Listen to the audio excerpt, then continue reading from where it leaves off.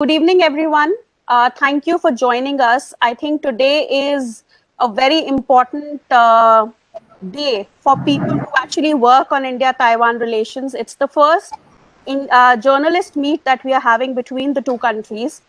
And I still remember it's been a decade. I've been working on India-Taiwan relations, and this particular thing felt so difficult to do when, you know, we all started. But today, I think it's very, it's a great thing that all of us have gathered here for this event. And special thanks to many people because I still remember when Mr. Anurag Punetha visited Taiwan for the first time. Both of us were discussing how important media is and what role they can play in bringing India and Taiwan closer than where they were at that point of time. And then, of course, thanks to many organizations and many people who came together to make this happen today. My first thanks, of course, goes to Ram Madhavji. Honorable Shri Ram Madhavji has joined us today. Thank you, sir, for taking out your time on this, from your busy schedule to actually come here and to let us know that whatever we are doing is right, and also give us a direction, of course, for the future, how we can take this, further. And also, of course, thanks to Usanas Foundation and Ministry of Foreign Affairs, Taiwan, who have very generously and very supportingly agreed to this idea, and they have supported us to, make this event possible. And a special thanks to the Delhi Journalist Association and VAT Foundation and all our other partners, participants from Taiwan, India, who have agreed to take out time from their busy schedule to come together to make this event a success. I would first invite His Excellency Ambassador Baushingar, who is currently the head of the Taipei Economic and Cultural Center here in India, to welcome Sri Ram Madhavji and to start this event and give his opening remarks. Welcome, sir. Okay, thank you, Martha. Honorable Madhav, ladies and gentlemen, good evening to all of you. It's really a great pleasure for me to be here at this India-Taiwan Journalist Conclave today. I'm very happy that we have journalists from both Taiwan and India to join this first ever online gathering. I especially want to say hello to Mr. Guo Chongwen. I just say hello to him.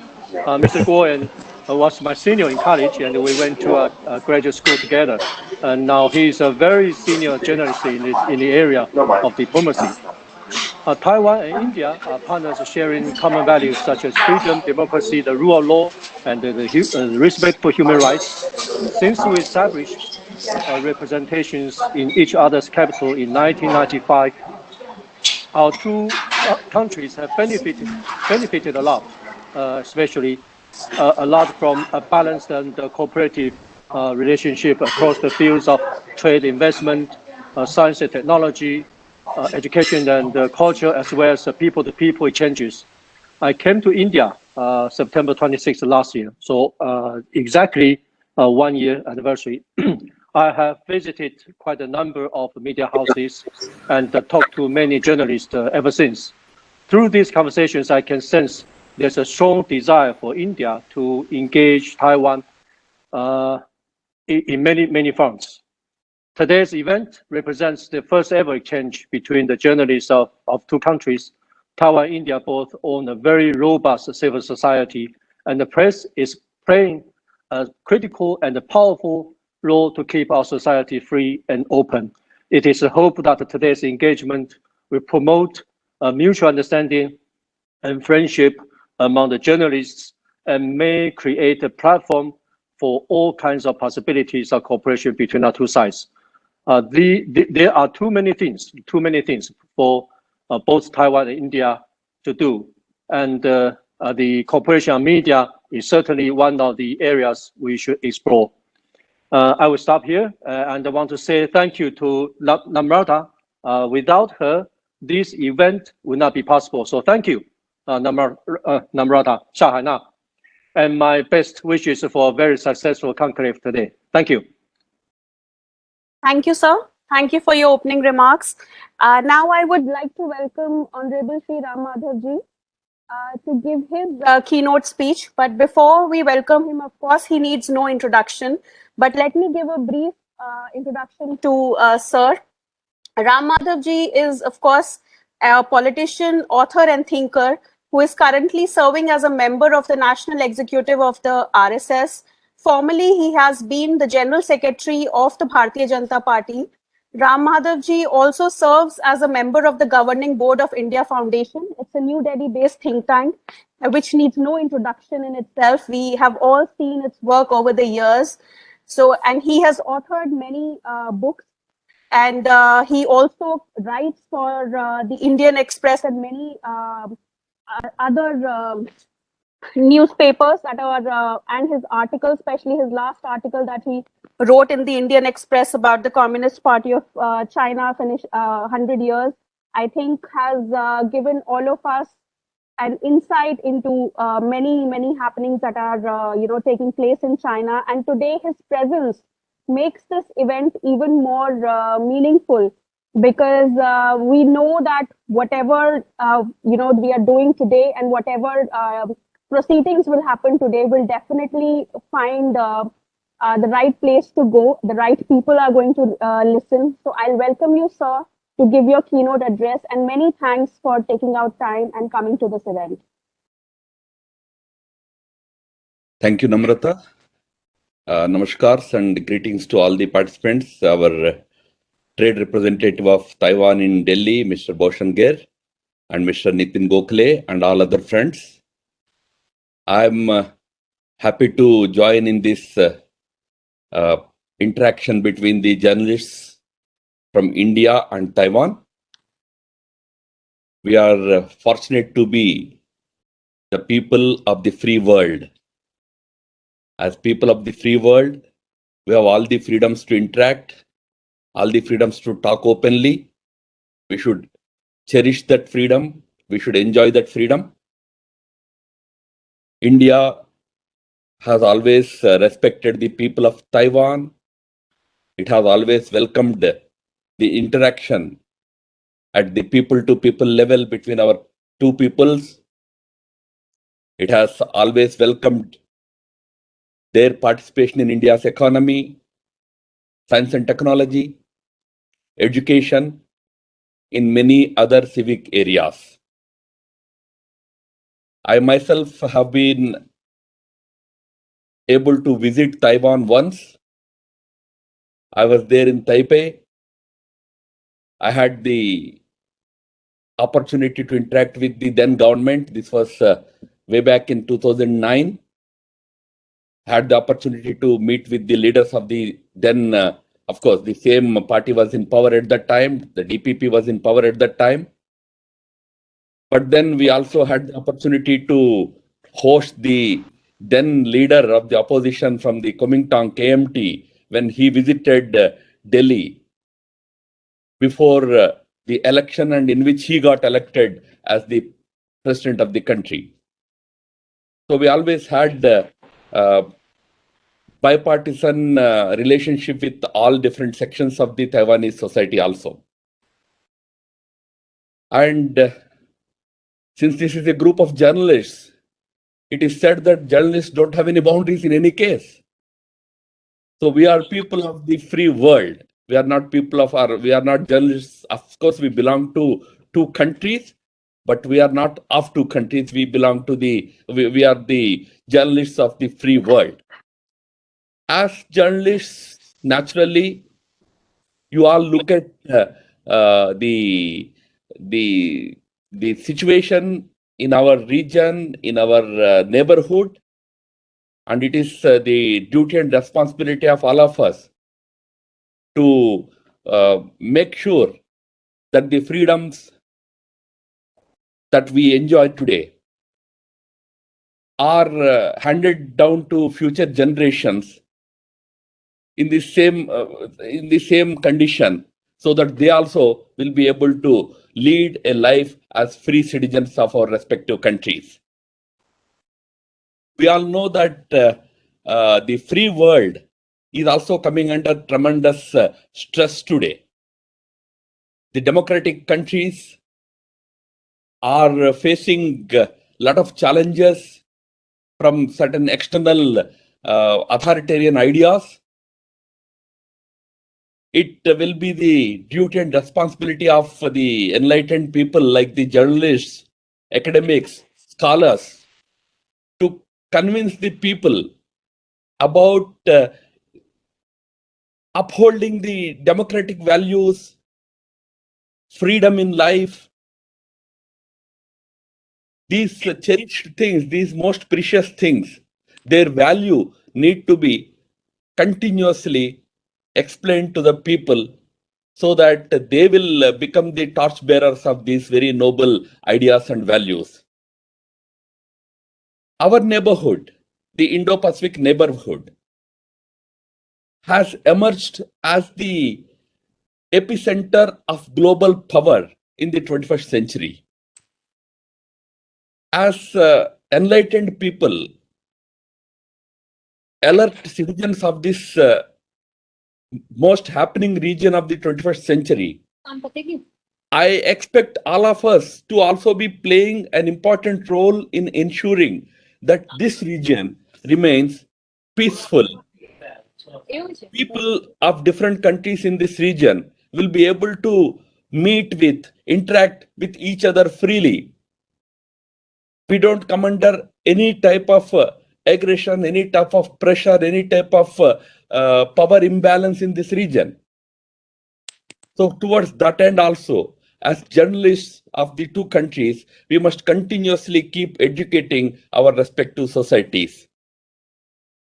Friends, the Indo-Pacific is today the world's most powerful region. The global power axis in 21st century has shifted to this region. It is here that the world's largest economies, from Japan to China, to Singapore, to Taiwan, to India, to Australia, to Indonesia, these big economies, the newly rising economies, they are all situated in this region. It is the most populous region of the world. It is here that the prosperity exists today in 21st century. It is here that people with purchasing power live. That calls for this region to be managed in the most peaceful manner for the benefit of course, all the countries in the region, but also for the entire world.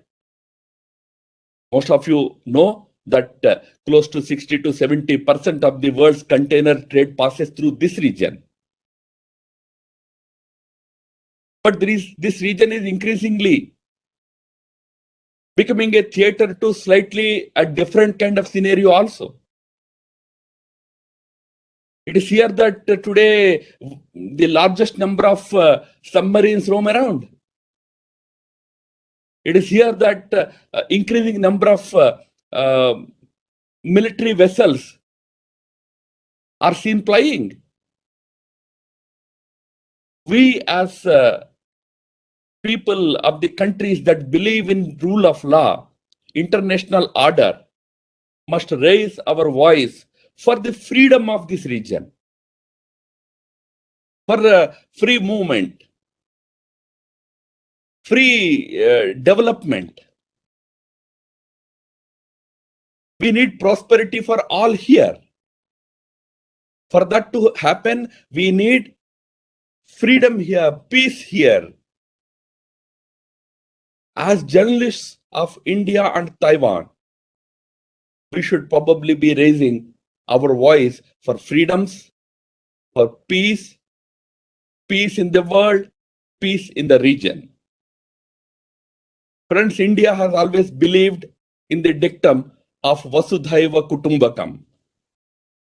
It means that we consider the entire world as one family.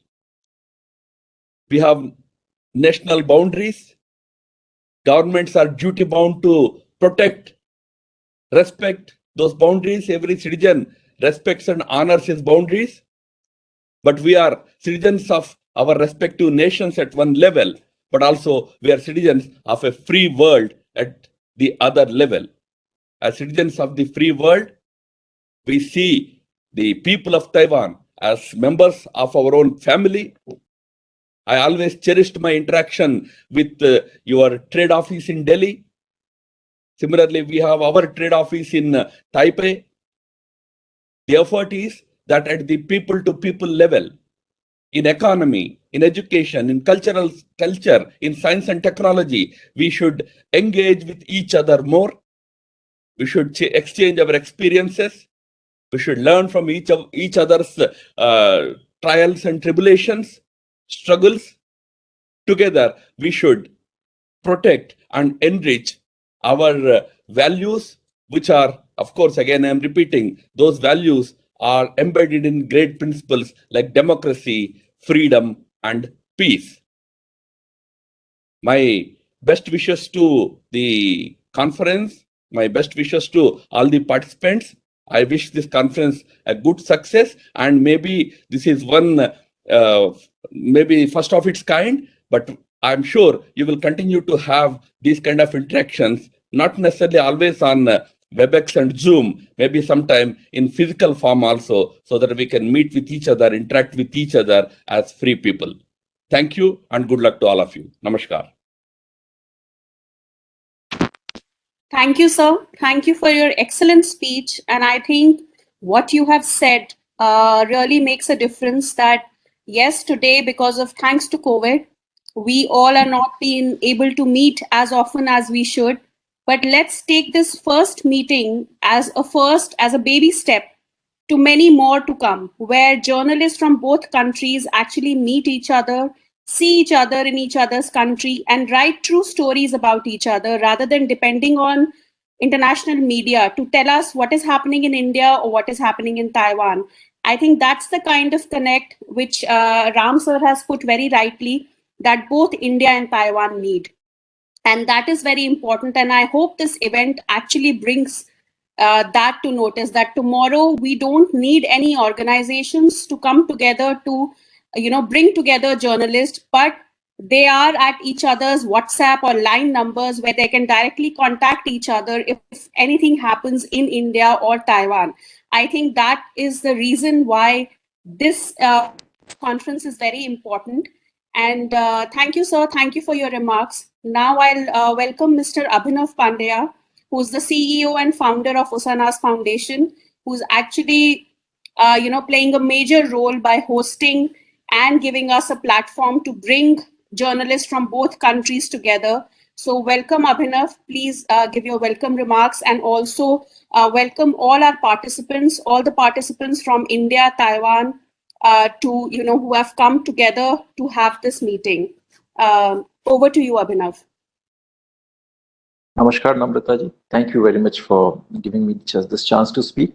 I would like to welcome His Excellency Ambassador Baushin, respected Shri Ram Madhav ji, and all our eminent speakers today from India and Taiwan. Indeed, this is a great opportunity, and I very well remember that in our last event, which was on Taiwan, Krishan Verma Sahab had suggested that we should organize something of more of an interaction between the journalists of the two countries. And finally, today, after a lot of I would say difficulties and a lot of efforts, finally we all have been able to put this together. So this is indeed a matter of great celebration for all of us. I would like to thank Delhi Journalist Association and WAD Foundation for supporting us, for partnering with us in this great initiative. And with this, I would, before I end, I would just like to thank you, Shri Ram Madhav ji, for joining us today. On a personal note, I would like to say that I have been a witness to his great work done in Kashmir. He is not just a writer, but he is a great strategic mind. And today, whatever peace which we see in Kashmir, the terrorist forces are on the back foot. The one person who did the major groundwork for entire change and development happening in Kashmir is Sri Ram Madhav ji. And we are glad that today we are just getting this chance to listen to his wisdom and thoughts on the developments mentioned in this area, on this India-Taiwan issue and the Indo-Pacific issue. And today, a little bit about today's interaction. India-Taiwan relations are very crucial relations, and I personally feel that they are not hostage to India-China equation. India-Taiwan relations are age-old, they are historical, they go back to ancient times. Even during the freedom movement, the leaders of the Chinese nationalist movement, Chiang Kai-shek and the Kuomintang, other leaders, they were regularly interacting with the leaders of the Indian freedom movement, even visiting India. So, I mean, our relationship is based on shared traditions, faith in democracy, free societies, multiculturalism, and liberty. And we are here today, definitely, in this world to enhance the interaction and just enhance our faith in democracy and free societies. Today, as Sri Ram Madhavji rightly said, that in this region, the region of Indo-Pacific, certain expansionist forces and dictatorial forces are rearing its head and making the region a new center of some kind of a warfare and a new Cold War kind of a thing where you have more submarines roaming in this area. So it is a duty of any nation who believes in free society and democracy to come up and speak more and more about the importance of the free society and democracy. And this is the reason why this interaction has to be taken beyond the governments. And this is a first initiative where the journalists of the two countries are interacting. It opens a lot of scope, not just, it's not simply about countering the disinformation campaign that certain countries are initiating in this area, but it is a lot more than that. As journalists of the two countries interact, it will open possibilities for the other sections of the society to interact, maybe academicians, maybe industrialists, and a lot more people from the civil society. So I think this is a moment of great celebration and I would say a moment to rejoice. Thank you so much, Namrata. And from this, I'll just hand it over to you. Thank you. Thank you, Abhinav. Thanks a lot. Now I think we will start with our main speakers of for today. But before we start, it's my personal request to. I'm sure all the journalists have prepared their speeches and their remarks, but just a personal request from my side, because if you can include in your presentation some recommendations as to how we can take this interaction further, because I think the main point of having this interaction is that we should not have just this interaction and then forget each other and not interact with each other. The whole idea is how to take it ahead. So it's my personal request to all our participants from India and Taiwan, if they can include a few recommendations, and for people like us who can actually follow them and try to build more interactions of this sort, or maybe even to another level, how we can do it. If you can include that in your presentation, I think that would be great. And because this will also lead to people interaction. Of course, there is a lot of interaction between India and Taiwan, but I still feel we have to work a lot towards people to people interaction. And who else can do that better than media? Because even if someone like me writes an article, only a handful of people read about India and Taiwan. But when people like you speak, or when people like you write and present stories about each other, I think it reaches to many people. Even in India, when our journalists speak, people from villages listen to it. So that's the reason why this interaction is very important. So I'll request all of you to please include some recommendations that we can include in our report that we are going to send to the respective governments and other places, so that we can take this event a bit further than where we are today. The first speaker that I would like to request is Mr. Nitin Gokhale, who of course in India doesn't need any introduction. We all know his work, and we have seen him traveling to places that many of us only dream about and reporting from the ground. And of course, that is one of the reasons why we are very lucky that he's here. And also from his side, because he would be leaving a little early. So if, after his speech, if we have any questions or any, suggestions or anything that we would like to say to him, if we can say that immediately after he speaks, so that he's free to leave in some time. So welcome to Nitin, sir. You can please make your remarks.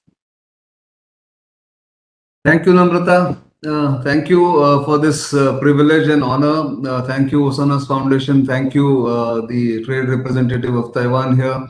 Much as I would like to call him the ambassador of Taiwan in India, officially, still people call the designation that he has differently. But for all purposes, practical purposes, this office is a diplomatic office in Delhi, and it should actually increase its activities.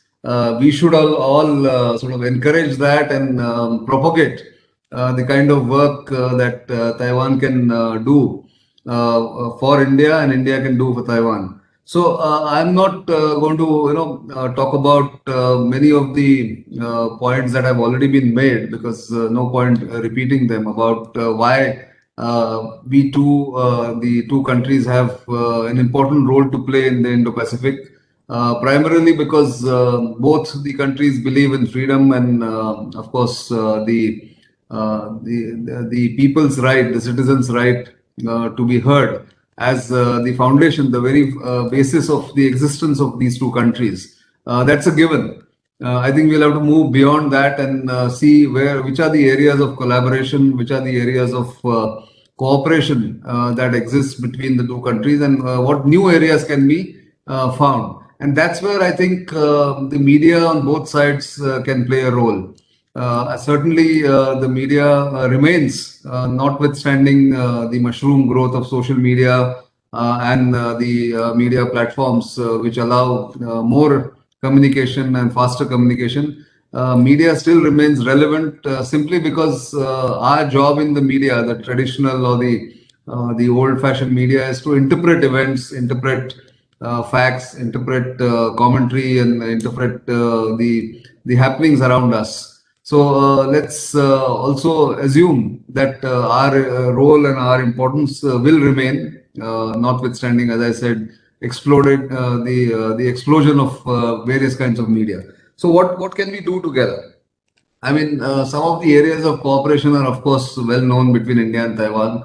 Language training, for instance. If India has to meet the challenge of China, challenge posed by China and its belligerence, its hegemonistic attitude, the first thing that India must do is to understand the Chinese society. And to understand the Chinese society, we must learn the language. More and more number of people have to learn the Chinese language. And who better to train us than our friends in Taiwan?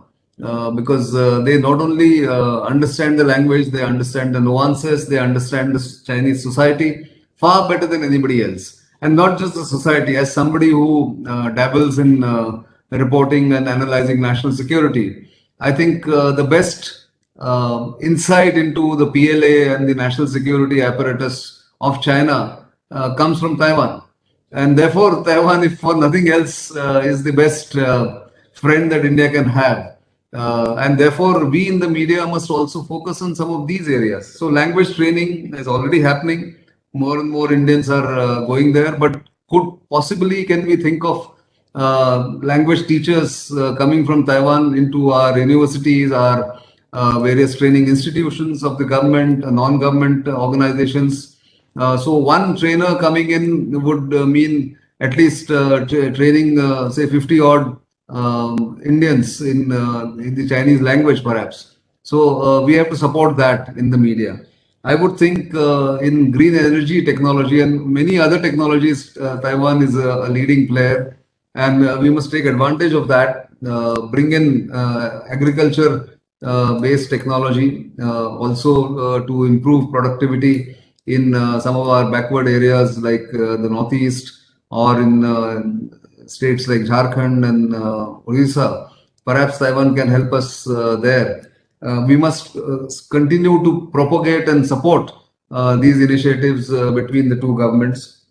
The I think, if I'm not mistaken, this is the fifth year of Taiwan's new southbound policy, and we need to take it to the next level by talking more about it, writing more about it. I think very few people in India would have given attention to the new southbound policy, which was propagated, or which was promulgated, I would say, or publicized 5 years ago. So I think under that policy itself, Taiwan is willing to collaborate and cooperate with India. But we in India, I mean, when we say we are talking about the various government departments, various businesses. We need to be also as proactive as the Taiwanese are, because it's not the same thing as the Chinese business conglomerates or business companies coming into India. The Taiwanese companies, mostly from what I learned from my friend Momin Chen, that they are largely MSMEs and they need support. They cannot have the deep pockets as the Chinese to come into the Indian market or crack the Indian bureaucratic code. And that's where I think the Indian media needs to help them in various ways. Tourism is another area where we in the media need to encourage both inbound and outbound tourism to Taiwan and from Taiwan, because very few of us actually know about Taiwan. Of course, COVID has been a dampener, but I would think once COVID, the restrictions are lifted, I think Taiwan should be pushed to the top of people's mind as far as tourism is concerned in India. If that happens, then there is a cross current, there is a lot of exchange and a lot of understanding about each other. So that I think could be, and I'm Namrata, I'm straight away going into recommendations because most of the other frameworks are very well known, and I thought some of these recommendations of this, as far as media is concerned, from my side, I would think. Uh, it's straight away my offer stands here that if you want to share some content that we generate here, you want to sort of take that content, it's free to be used by media in Taiwan. If you want some of us to appear on some of your programs in English language, of course, because at least I can't speak Mandarin. So we are willing to be there. Similar maybe offers can come from the Taiwanese media that some of their content can be allowed to be shared on a reciprocal basis, on a barter basis. Also, there people can appear to be our panelists or our writers, opinion piece writers in Indian media. If that happens, I think the bottom line here can be achieved. And the bottom line for me is to understand each other far more than we know about each other at the moment in the two countries that we are talking about. Especially the media has to play that role. And as I said, there's an open offer from my side. Both my platforms are open for opinion pieces, for appearances by Taiwanese experts, media columnists to write or even appear on our video chats if they wish to. And I think that's something that all of us who are going to speak here, who are present here from the media side, perhaps can strive to do just to increase the understanding and increase the awareness about each other's culture, each other's strengths, each other's even weaknesses, maybe, and help the people to people contact to grow apart from all the usual business to business contacts or the strategic content of the relationship. Because going forward, the world is going to remain in churn as we have seen in the past couple of years, thanks to COVID-19 and now realignment of forces or strengthening of some new alliances. We must keep up together to meet this challenge from a common adversary who does not need to be named, but who's ever present in everybody's mind and in the mind space. And today being the day what it is, I think it's important for us in the media to keep that focus on what we need to do. I'll stop here.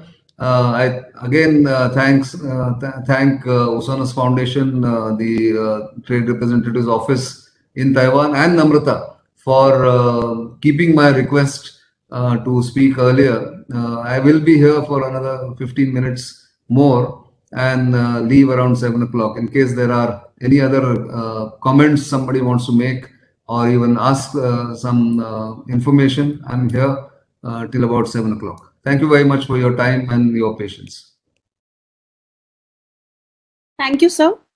Thank you for a very enlightening remarks, and I think all our journalist friends here would be happy to take your suggestion, and more of Taiwanese, we'll see more of Taiwanese media people in our media after this event. And I think that's the hope that we all will have.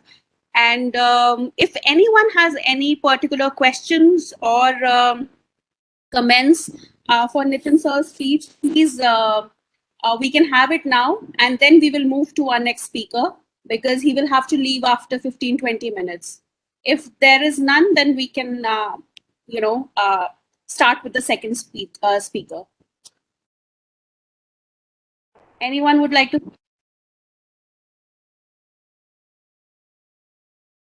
I'll assume we can move to our next speaker. So the next speaker, I would like to invite Mr. Anurag Punetha, who is one of our prominent journalists, initially with Lok Sabha, but now with the new launched Sansad TV, where both Rajya Sabha and Lok Sabha TV have been merged to make one Sansad TV. So he hosts a very important program, Public Forum, initially on Lok Sabha, but now I think I'll watch it on Sansad TV soon. So, and he has a personal experience of visiting Taiwan, knowing what Taiwan is. He was there on a trip to a 10-day trip to Taiwan, and he made a video on various universities in Taiwan that are hosting Indian students, their life, their experiences, and what Taiwan is all about. So I will welcome him to share his experience and to give his remarks. Welcome, Anurag. Thank you, Namrata. Thank you, Mr. Momi Chen, and Usanas Foundation, What Foundation. Yeah, Namrata has rightly said that I visited Taiwan a couple of years ago, and I found this country extremely very captivating, very enriched in its culture, in its tradition, in its day-to-day life. But we are now interacting with the journalists from Taiwan as well. And this is the reason that this event is being organized. As we know that journalists, normally the English media in India probably since last couple of years are normally focusing the Chinese related activities. And by and large, people in India do not know the difference between the PRC and the ROC initially. In fact, but thanks to the Taiwan embassy here in Delhi and efforts by the Taiwanese government, that now this what we call the myth, if we can say, or let's say non-clarity is now being erased, and the people are at least coming to know about the Taiwan. Many people have raised, and Mr. Gokhale has also raised that, we normally see Taiwan through the prism of the China and the Chinese-related activities and hegemony, and especially in our border areas and Indo-Pacific. But it's very important that this kind of activities should be done on a regular basis between the journalists. We are ready, and I've also done in the past as well to invite the people and the journalists from Taiwan, to speak on the various security related issues. But it is also very important, it's my understanding, that both the countries, especially the journalists, should interact more freely, more frequently on various platforms, whether it can be on television, it can be on print media, or organizations like such organization can also events can also be organized. This is very important, and this message should go to the vernacular media as well in India. India has a land of the many languages, as you know that, and probably people from the rural areas are not very akin to the intricacies of the relation between the two countries. Why it is important that the both countries should come together.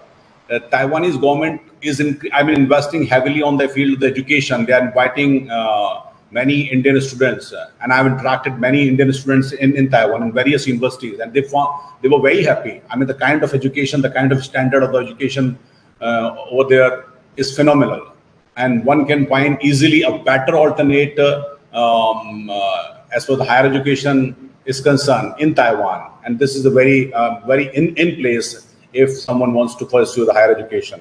That's my personal feeling, and it's very cost effective as well.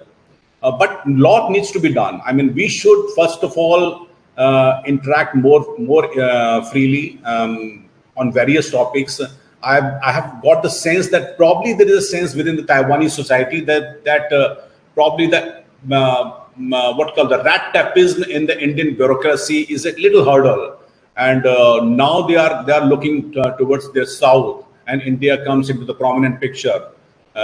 Either because of the hegemonical attitude of the China or the mainland China, or because of the many things that are taking place around the world, especially in the South China Sea and the Indo-Pacific. So probably the India comes into the picture of the Taiwan as well. But since last couple of years, whatever has been done between the two countries, it needs to go further. It needs to be taken into the new heights.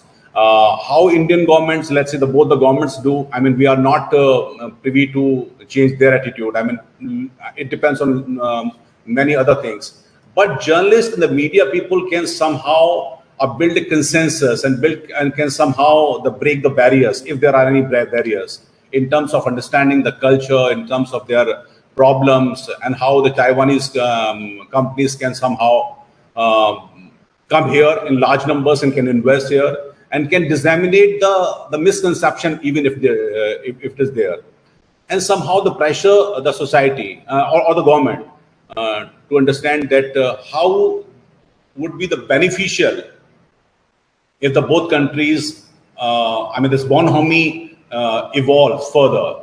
So this is very important, and rightly said by the previous speakers that interaction between the journalists is very paramount, is very important, and they somehow can change the narrative in both the countries, especially in India and Taiwan. I find this is very likely and doable if I mean the journalist from Taiwan wants to come into my channel, in my show, in other platforms as well.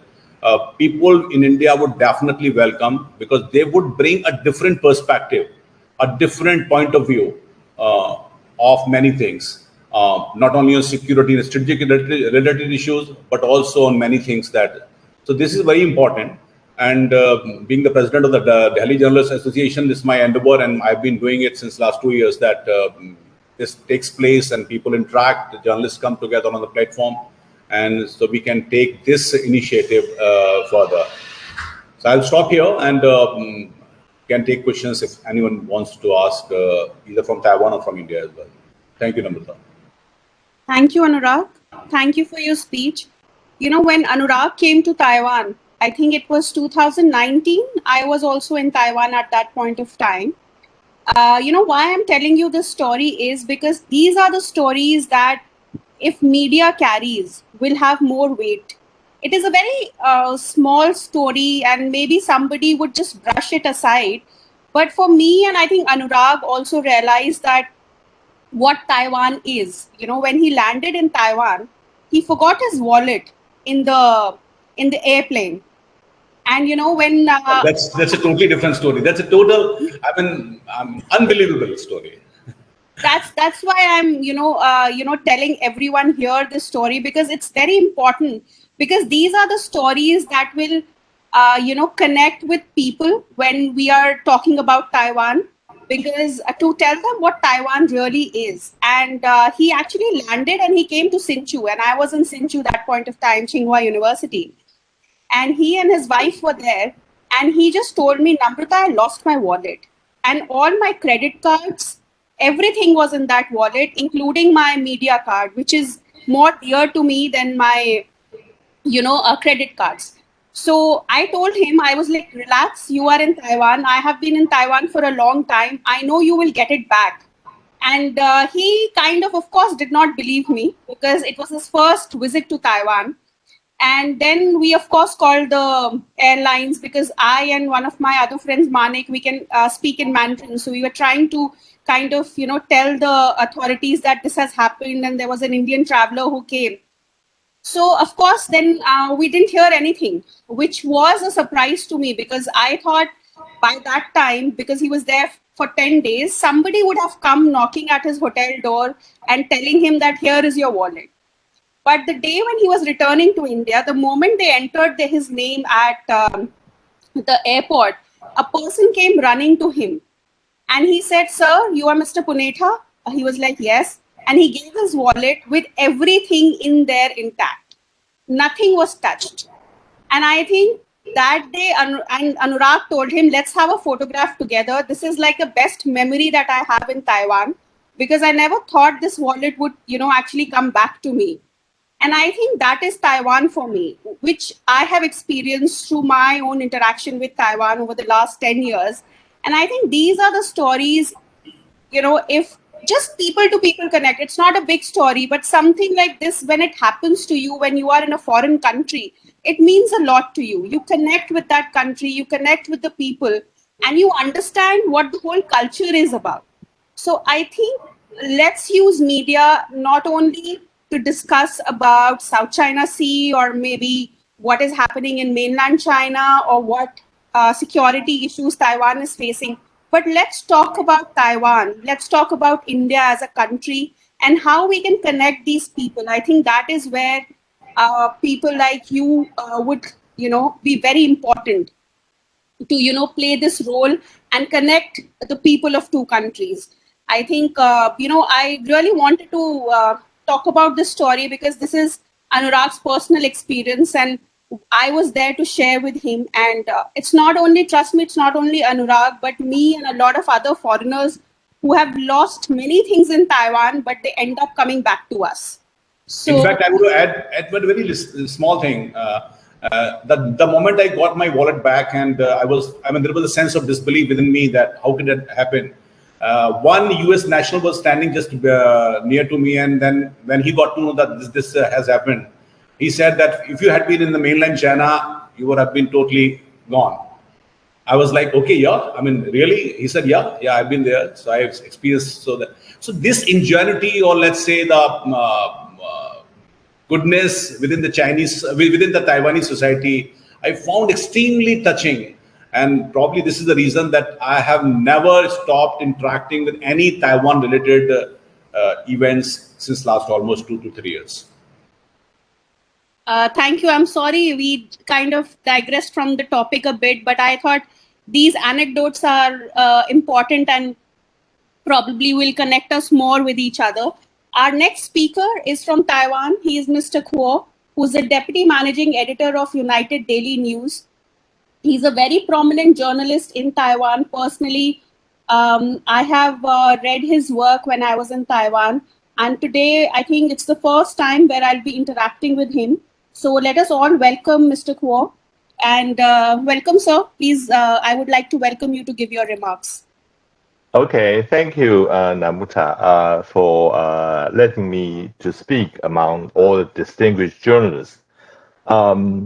I think there's three parts in tonight's topic. One is how can the both bilateral relation between India and Taiwan can be further improved. I think two distinguished speakers had presented their views already. The second thing is how can the Indian journalists can teach Taiwan journalists how complicated India, the continent, the subcontinent, its politics, and all the things happening over there.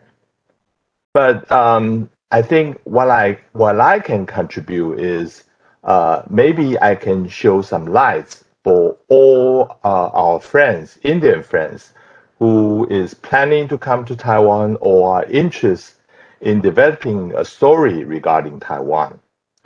But what I'm going to say is there are three things I'm afraid the most when I hear from my foreign colleague when they talk about Taiwan. The first thing is Taiwan is a vibrant democracy. When I hear they say that, I'm kind of wondering what does that mean? Is it regarding to the fist fights that going on in the parliament, or that Taiwan is just like other country had a corrupt and inefficient government. But I would really appreciate when my guest is saying that they are referring to a strong civil society, a relatively gender equal or friendly political system, since Taiwan does already have a female president now in place. Um, but I would admit that Taiwan democracy is not perfect. There are still a lot of democratic backlash going on, like the abuse of powers, for instance. This may happen even from the top, or we don't have enough judicial independence that is still underdeveloped, is not well established, or we we still exist some populism that is among us, that is can be shown among media, that there's a talk show every day on Taiwan TV. But I would guarantee every one of you, when you visit Taiwan, you will witness how Taiwan is like, how its democracy is working, and how we try to improve our system. The second thing I'm most afraid of hearing my colleague would say is, are you Chinese or Taiwanese? That is a very sensitive political questions regarding Taiwan, because we in Taiwan after 60 years, this still exists within our society. Are you a Chinese or Taiwanese? I believe a lot of you knows all of the people from Taiwan, they all come from China in different times. But in 1949, there's about 2 million Chinese. About a quarter of the whole Taiwan population came after the Chinese Civil War. We have to admit, because they have occupied most of the political and economic dominant positions, they are being called the mainlanders, and they are usually identify themselves as Chinese. But their children, the second generation or the third generation, usually identify themselves more as Taiwanese than Chinese. Hence, there's a political divide happening. So when you are said you are Chinese, usually you are sided with Kuomintang, KMT. But if you are say you are Taiwanese, you are sided with Democratic Progressive Party, which is the ruling party right now. In one of the leading university, 政治大学, they have done survey annually to know how exactly people identify themselves. According to the latest survey, the people consider themselves Taiwanese are 63%. When they consider themselves Chinese, it's only less than 3%. And for people identify themselves both Chinese and Taiwanese are more than 31%. So you can see the identity politics is really playing a big role in Taiwan. I think if you ever come to Taiwan, or you're doing research on Taiwan, or you're doing a feature on Taiwan, this is the thing you need to know when you ask the question, are you Chinese or Taiwanese? And the third one would be, this is not by any of my foreign colleagues, but by Economics magazine, their issue of May the 1st. Taiwan is the most dangerous place on earth. That's the cover title of their magazine. This is built up on the previous two questions I present.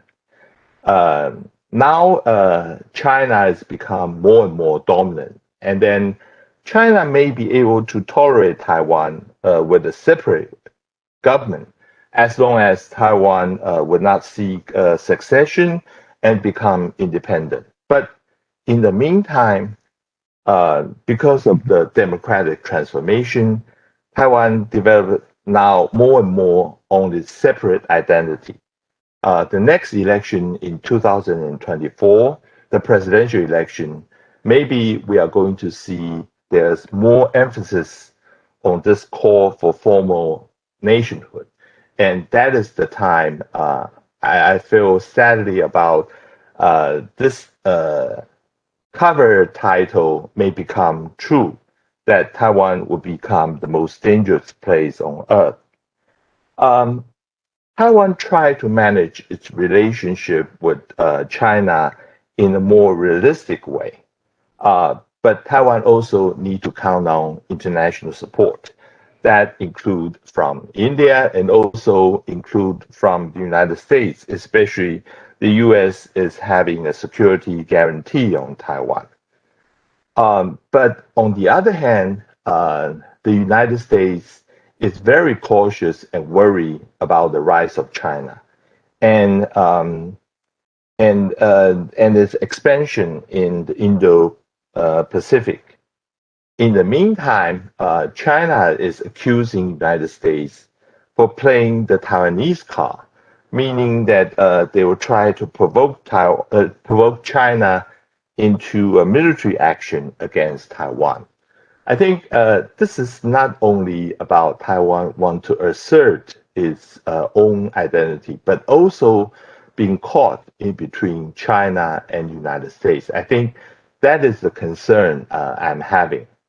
And I'm hoping that my India friends would shed more light on this topic and bring the world to know more about what's happening in Taiwan. Thank you. Thank you, sir. Thank you for your remarks.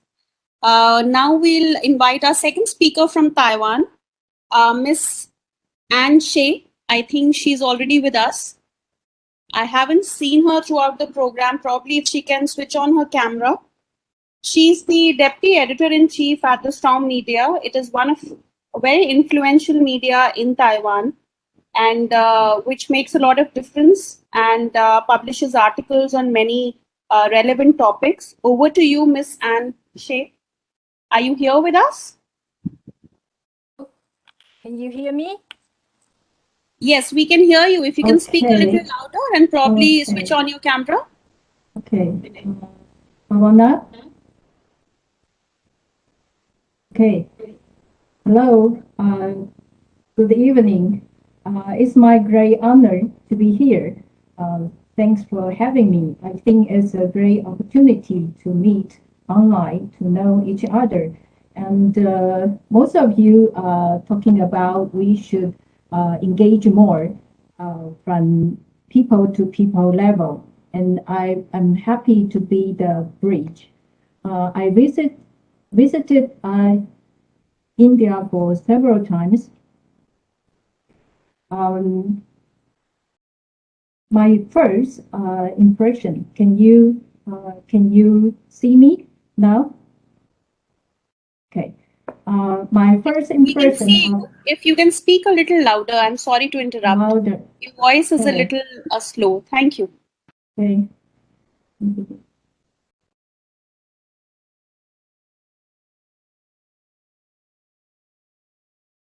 Mm.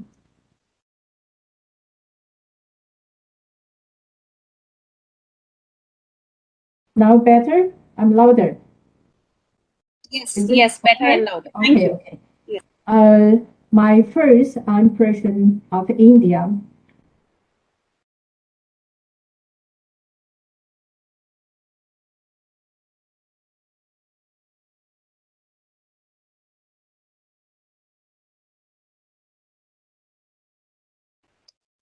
I think so, there's some connectivity issue from her side.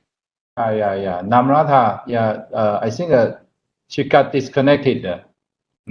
Yeah, sir, should we move to Miss Stacy and maybe Miss Anne Yes, can yes. join us later?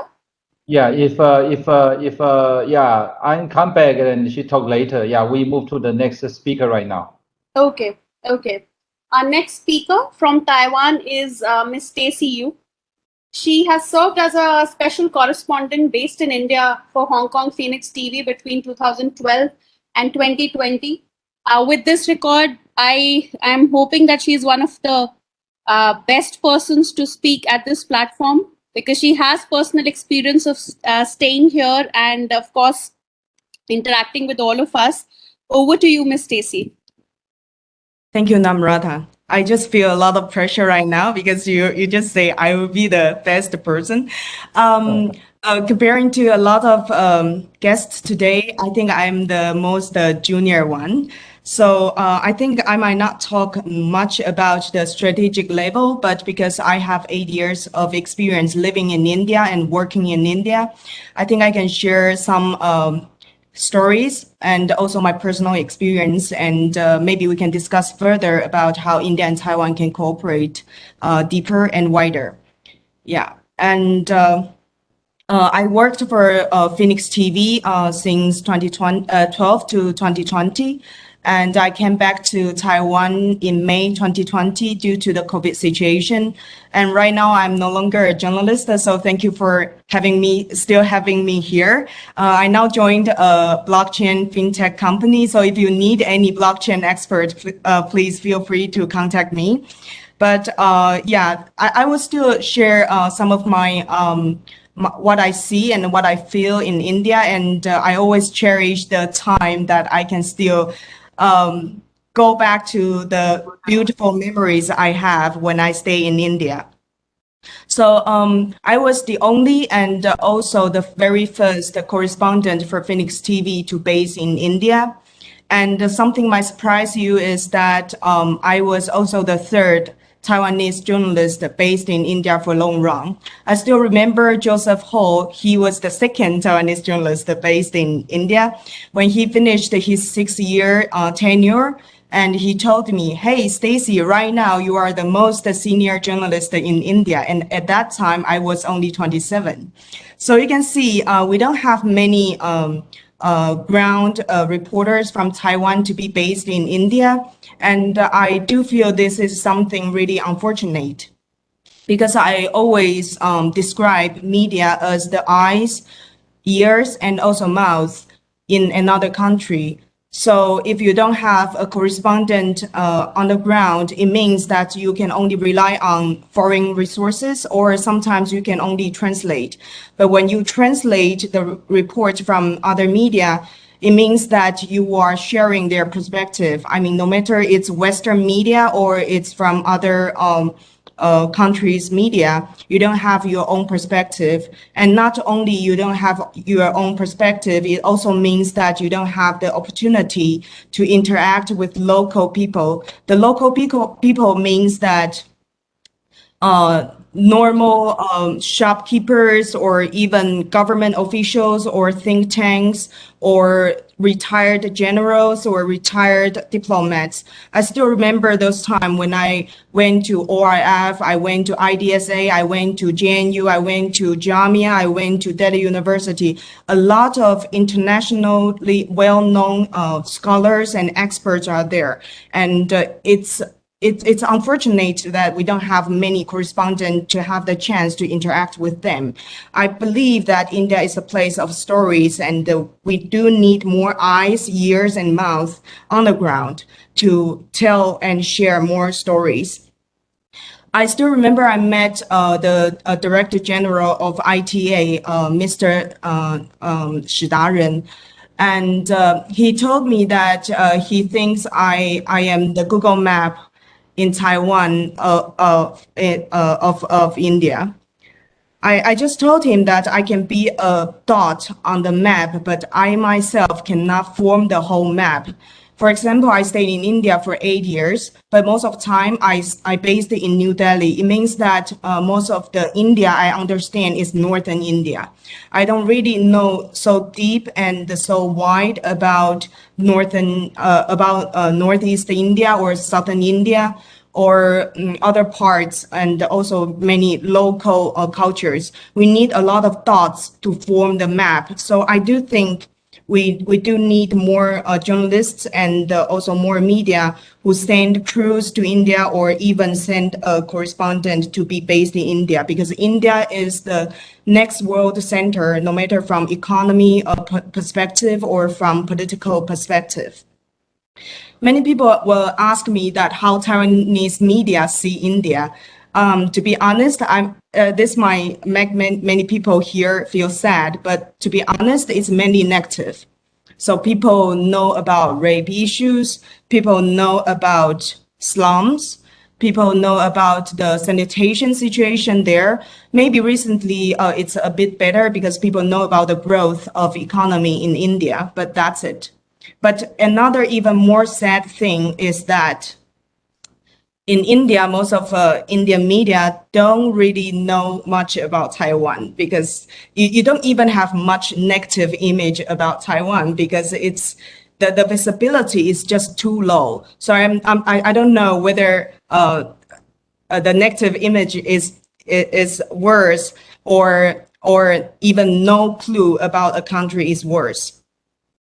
And I do think media can be the civil ambassador for two countries. One thing is that we can share our stories on the media we work for. For example, I work for Phoenix TV, and Phoenix TV is a channel with hundreds of millions of audience all over the world, in Hong Kong, in China, in Southeast Asia, in Europe, and in the US. So we can share the stories on the media, but I think there are two things more important. First, I think is the personal engagement. For example, my interviewees and the people who work with me, and also local friends I met. I think this kind of soft engagement will be long run, and this is something cannot be replaced. And also, we are very lucky to be born in a digital era. Like me, I not only report on Phoenix TV, I also write blogs, and I have a Facebook fan page with 60,000 followers. And I also co-founded a platform called Yao India. Yao in Mandarin Chinese, it means I want. So it's like I want India, and there are more than 40 writers on the platform writing about India. So I think journalists like us, we can write and share more stories on media and also on different platforms. You might be surprised that a lot of Taiwanese people, they are so interested in Bani Buli. They don't know what is Pani Puli and they just want to try it. And you might be surprised that Taiwanese people are so shocked that the most popular Chinese dish in India is chili potato because we don't have that dish on our menu. So I think this kind of soft engagement, understanding small stories will be very important. And I want to share a story of me with my producer's daughter. Her name is Sanvi. When I met her, she was 3, and she started to hear about Taiwan. So, one day when I went back to my office, and the whole community started to say, "The Chinese girl is back. The Chinese girl is back," and she just heard that, and she rode her bike and moved around the whole community and say, "Stacy is not from China. She's from Taiwan. China is not Taiwan." She just continued to say that. And at that time, she was just like 6 or 7. But she knew about Taiwan when she was 3. And this is kind of like long-term thing for people-to-people engagement. And I think this really touched me. And for the cooperation between medias, I think many distinguished fellows, guests already shared. But I do think that in foreign policy, there is sister cities. I think maybe it's also time to have sister medias. Sister medias, maybe we can sign a strategic partnership. For example, Taiwan recently just have a new English channel. It's called Taiwan Plus. It's all English. Maybe from there, it's easier to cross the language barrier. And there are also a lot of great TV channels in India and Taiwan. And I think this kind of contracted partnership will be very important to share resources, because we know it's very expensive to send a journalist to base in one country. So maybe this kind of a strategic partnership can help two parties to share their resources, and maybe to have their journalists to report for each other, and also to share the contacts like something happened, who should I interview in your country? I think this kind of sharing resources and having this kind of long-term partnership can really elevate the cooperation between India and China, not only at the media level, but in long run, I do believe this will impact the official engagement as well. So this kind of sister media concept, not only in the media's efforts, I do believe the official resources can help to push this to happen, and this will be really wonderful. Thank you so much. I think I spent a lot of time sharing some stories I have in India, and thank you for having me here today. Thanks very much. Thank you, Stacey. I think sharing stories is what makes us connect with each other. And thank you for sharing those stories. And I think you've actually brought out two very important points. One, of course, is the lack of correspondence, media correspondence in each other's countries that we have right now.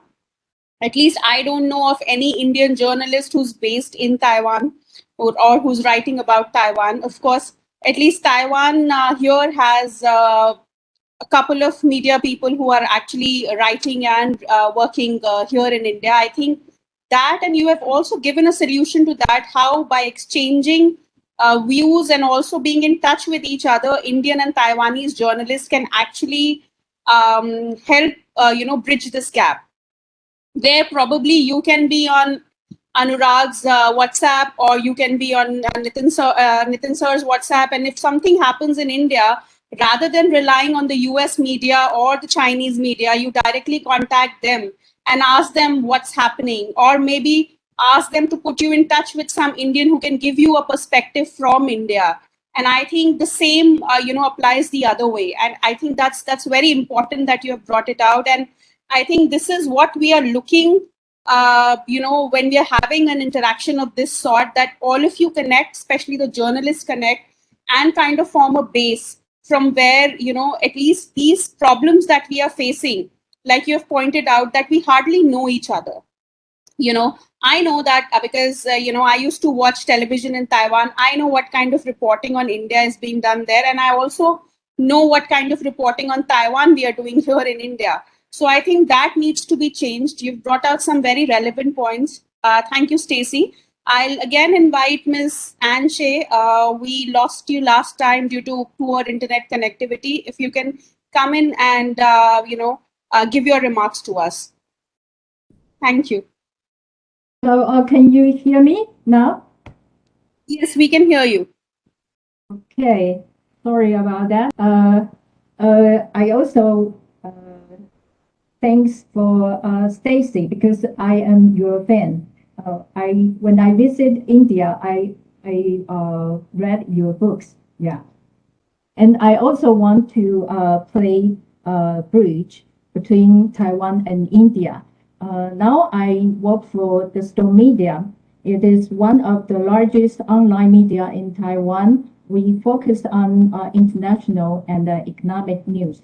And I basically cover in-depth reports, and I also write regular columns. I'm happy to write more about India.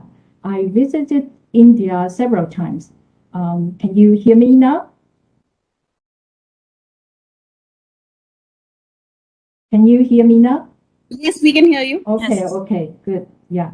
And I think India is a country of mission possible, because you can do a lot of things in very poor or desperate conditions.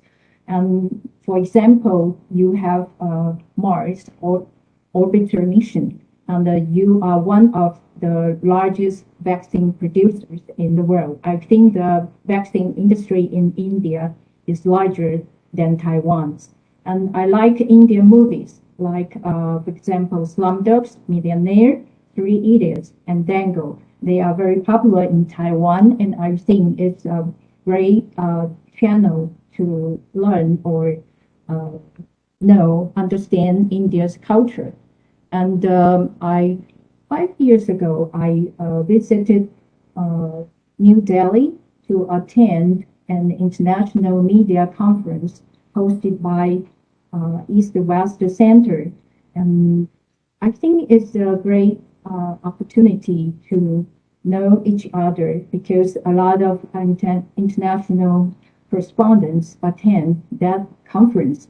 Maybe in the future, India or Taiwan can arrange or organize international or bilateral media conference each year in one place. And at that time, Mr. Kailash Satyarthi was the keynote speaker. Everybody knows he was a Nobel Peace Prize laureate 2014.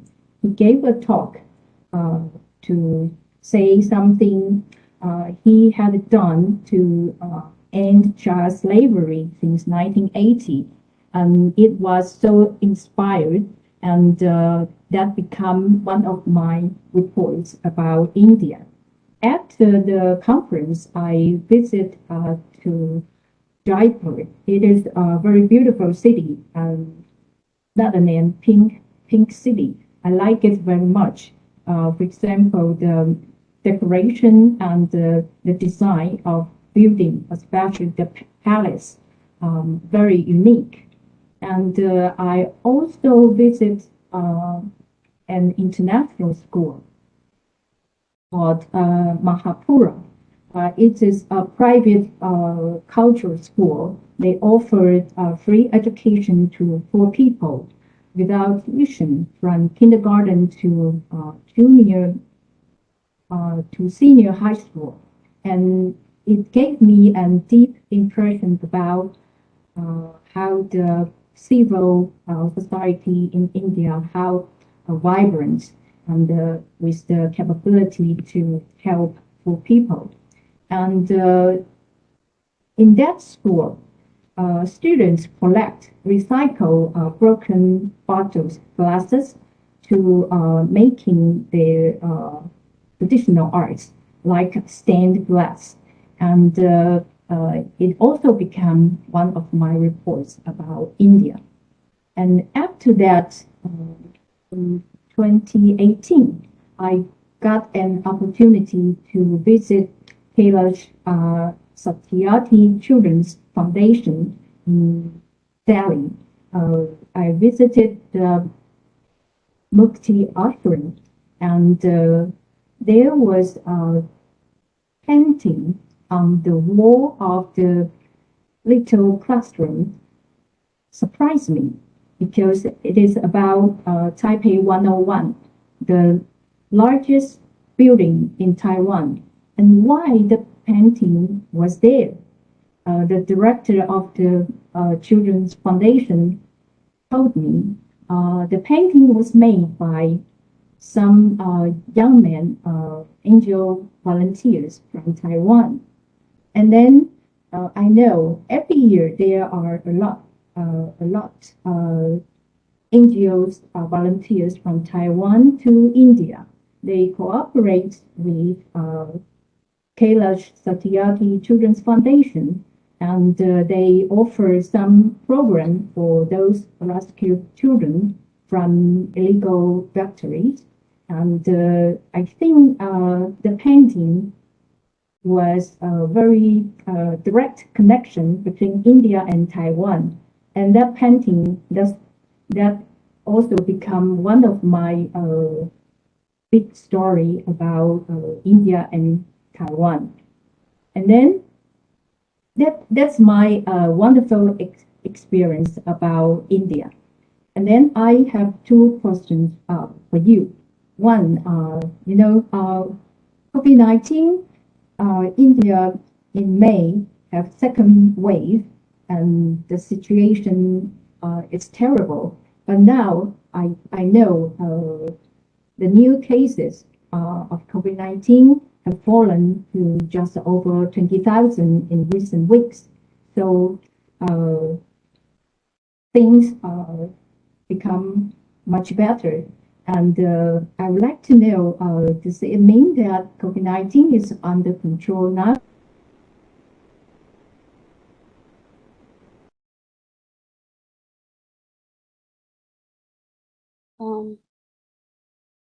I think again we've lost her due to connectivity issues.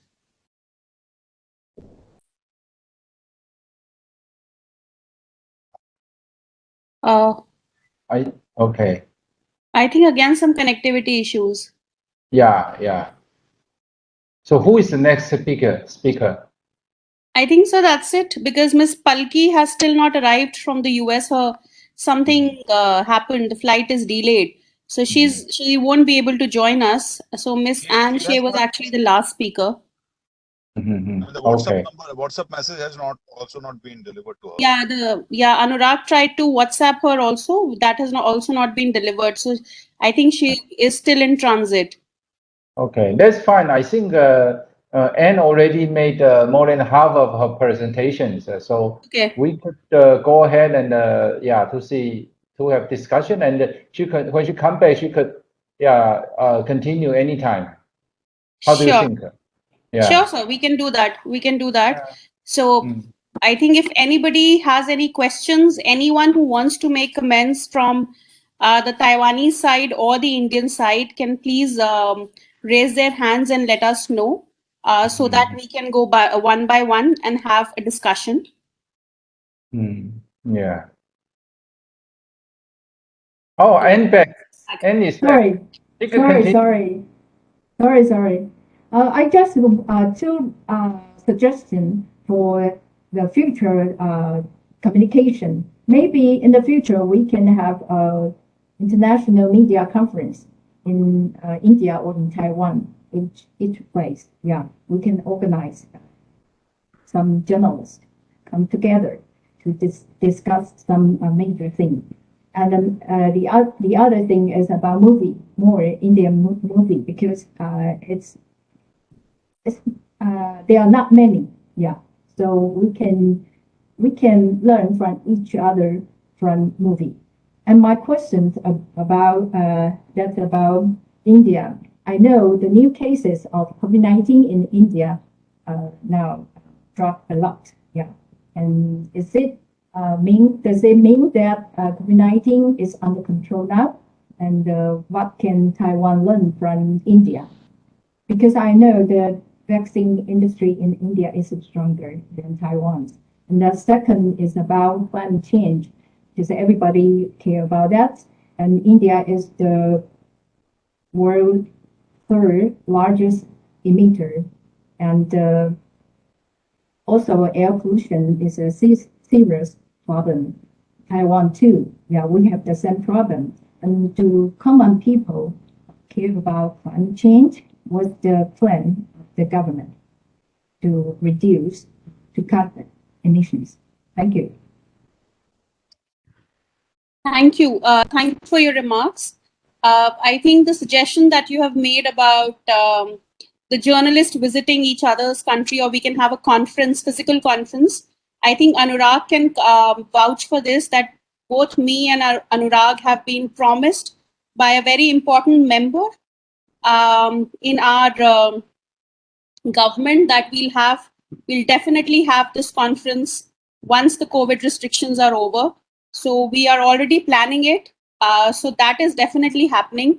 Probably once the international flights are eased out and we have more, flying to different countries, we'll definitely have a conference either in Taiwan or in India, where we'll have prominent journalists from both sides interacting with each other in a conference and not in a webinar. So that definitely will happen.